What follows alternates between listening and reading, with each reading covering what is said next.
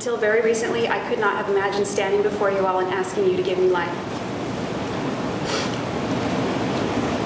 To me, life in prison was the most unappealing outcome I could possibly think of. I thought I'd rather die. But as I stand here now, I can't in good conscience ask you to sentence me to death because of them.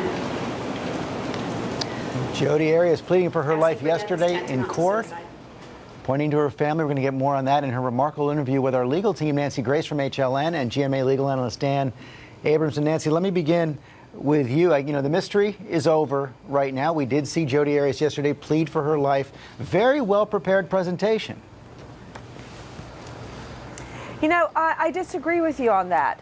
Yes, she may have had copious notes by which she spoke with the jury, but I think she left out some major points, such as turning to Travis Alexander's family and asking their forgiveness. I think that may have been a good start, but that performance was not the end of the Jodi Arias show yesterday, because she went straight from the courtroom for yet another tell-all series of interviews last night. While we're all asleep and putting our children to bed, Arias is back in front of the lights and the camera, where she blames everybody but herself. She says she feels betrayed by her lawyers, that they didn't do a good job. She's betrayed by the jury. She blames them. She blames the public, that they just want to enjoy persecuting her, some twisted type of schadenfreude. But what amazes me is she continues to trash Travis Alexander. With her last public words, she's still trashing her own murder victim.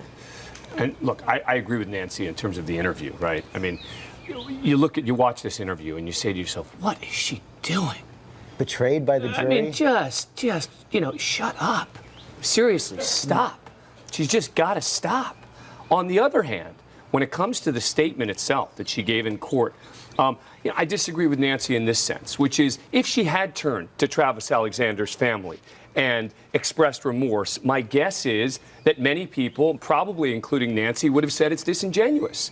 Which is what Jodi said in that interview with Ryan. But I think that that's true. I think no matter what she said, because of the case that has been built up against her, almost any apology at this point is going to be seen as hollow, right? So I think that I don't think it's ever too late. Well, and Nancy, I don't think it's ever too late. If she had done that, wait, so Nancy, I can sell T-shirts. if she had gone and turned to Travis Alexander and done exactly what you said, my guess is you would have come on this morning and been horrified at the nerve that she had. Don't make it about me. Don't make it about me. Please don't, because I remember, Dan Abrams, since you brought it up, I remember when I came down off the witness stand after my fiance was murdered, and I walked by the defendant, he and his whole bunch of lawyers, they all looked down. And you know what? If she had said, I'm sorry, God forgive me, I'm sorry, I don't deserve leniency, but I'm begging for it.